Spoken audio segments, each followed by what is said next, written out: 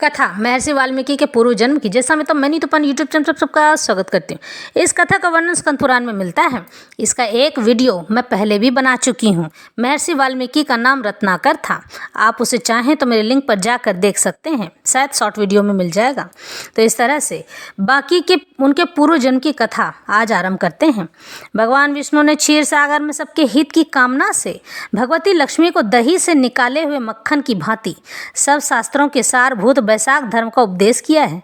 जो दंभ रहित होकर वैशाख मास के व्रत का अनुष्ठान करता है वह पापों से रहित हो सूर्यमंडल को भेद कर भगवान विष्णु के योगी दुर्लभ परम धाम में चला जाता है। इस प्रकार द्विज श्रेष्ठ संघ के द्वारा भगवान विष्णु के प्रिय वैशाख मास के धर्म का वर्णन होते समय वह 5 शाखाओं वाला वट वृक्ष तुरंत ही जमीन पर गिर पड़ा। उसके खोखले में एक विकराल अजगर रहता था। वह भी पाप योनि में शरीर को त्याग कर तत्काल दिव्य स्वरूप हो गया। मस्तक झुकाए, सर झुकाए, संघ के सामने हाथ जोड़कर खड़ा हो गया। तो सूतदेव जी कहते हैं, उसके बाद व्याघ्र सहित शंख मुनि ने विस्मित होकर आश्चर्य से पूछा, तुम कौन हो और तुम्हें यह दशा कैसे प्राप्त हुई है? तो सर्प ने कहा, पूर्व जन्म में मैं प्रयाग का एक ब्राह्मण था। मेरे पिता का नाम कुशिद मुनि और मेरा नाम रोचन था। मैं धनाढ़ अनेक पुत्रों का पिता और सदैव अभिमान से दूषित था। बैठे बैठे बहुत बकवास किया करता था। बैठना, सोना, नींद लेना, मैथुन करना मतलब संभोग, जुआ खेलना, लोगों की बातें करना और सूद लेना, यही मेरे व्यापार थे। मैं लोक निंदा से डरकर नाम मात्र के शुभ कर्म करता था। सो भी दंभ के साथ यानी कि घमंड के साथ उन कर्मों में मेरी श्रद्धा नहीं रहती थी। इस प्रकार मुझ दुष्ट और दुर्बुद्धि के कितने ही वर्ष बीत गए। उसके बाद इसी वैशाख मास में जयंत नामक ब्राह्मण प्रयाग क्षेत्र में निवास करने वाले पुण्यात्मा को वैशाख मास के धर्म सुनाने लगे। स्त्री, पुरुष, क्षत्रिय, वैश्य और शूद्र शस्त्रों श्रोता प्रातः काल सुबह सुबह स्नान करके अविनाशी भगवान विष्णु की पूजा करने के बाद प्रतिदिन जयंत की कही हुई कथा सुनते थे। वे सभी पवित्र एवं मौन होकर उस भागवत कथा को सुना करते थे।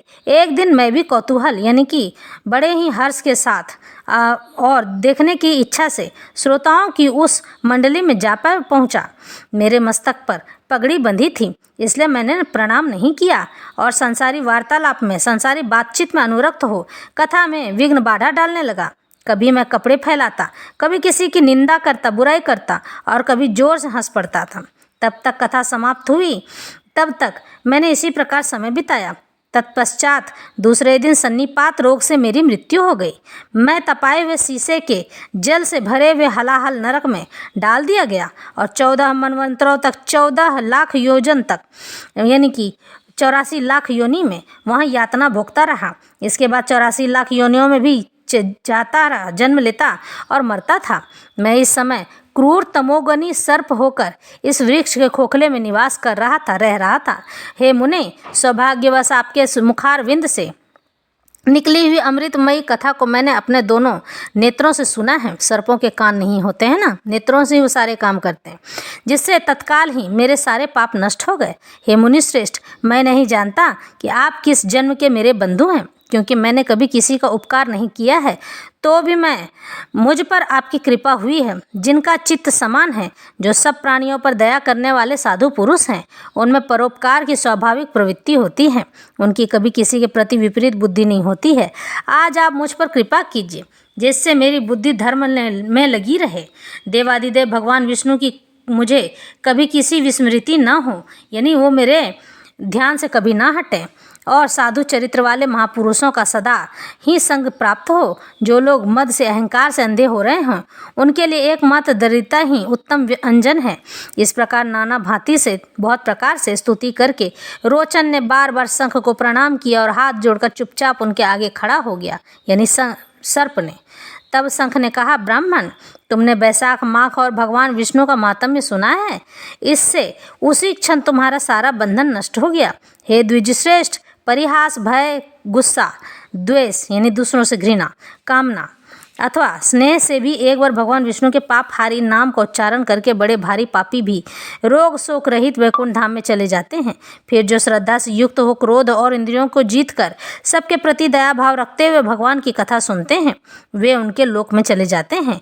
इस विषय में तो कहना ही क्या है। कितने ही मनुष्य केवल भक्ति के बल से एकमात्र भगवान की कथा और बातचीत में तत्पर हो, अन्य सब धर्मों का त्याग कर देने पर भी भगवान विष्णु के परम पद को पा लेते हैं। भक्ति से अथवा द्वेष आदि से भी जो कोई भगवान की भक्ति करते हैं वे भी प्राण हारिणी पूतना की भांति परम पद को प्राप्त होते हैं। सदा महात्मा पुरुषों का संग और उन्हीं के विषय में बातचीत करना चाहिए। रचना शिथिल होने पर भी जिसके प्रत्येक श्लोक में भगवान के सूयश सूचक नाम है, वही वाणी जन समुदाय की पाप राशि का नाश करने वाली होती है, क्योंकि साधु पुरुष उसी को सुनते गाते और कहते हैं जो भगवान किसी से कष्ट साध्य सेवा नहीं चाहते, आसन आदि विशेष उपकरणों की इच्छा नहीं रखते तथा सुंदर रूप और जवानी नहीं चाहते, अपितु एक बार भी स्मरण कर लेने पर अपना परम प्रकाश में वैकुंठ धाम दे डालते हैं। उन दयालु भगवान को छोड़कर मनुष्य किसी की शरण में जाए, उन्हीं रोग शोक से रहित चित्त द्वारा चिंतन करने योग्य अव्यक्त दया निधान भक्त वत्सल भगवान नारायण की शरण में जाओ। हे महामते, वैशाख मास में कहे हुए इन सब धर्मों का पालन करो, उससे प्रसन्न होकर भगवान जगन्नाथ तुम्हारा कल्याण करेंगे। ऐसा कहकर शंखमुनि व्याग की ओर देखकर चुप हो रहे। तब उस दिव्य पुरुष ने पुनः इस प्रकार कहा, हे मुने, मैं धन्य हूँ, आप जैसे दयालु महात्मा ने मुझ पर अनुग्रह किया है। मेरी कुत्सित योनि दूर हो गई है और अब मैं परम गति को प्राप्त हो रहा हूँ। कुत्सित योनि यानी कि ऐसी गति जिन गतियों से मनुष्य और दुर्गति को प्राप्त होता है, यह मेरे लिए सौभाग्य की बात है। यूँ कहकर दिव्य पुरुष ने शंख मुनि की परिक्रमा की तथा उनकी आज्ञा लेकर वह दिव्य लोक को चला गया।